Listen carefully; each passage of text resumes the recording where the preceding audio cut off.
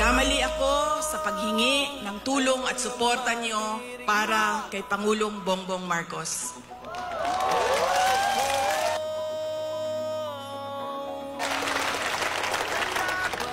I was on the mistaken belief that we were together on the platform of unity and continuity.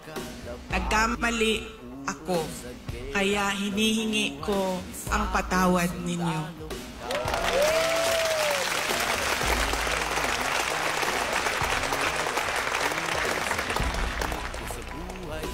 You know, this has been going on for 9 days. Ang assault sa inyong Kingdom Nation. At I could not come earlier dahil meron ding atake.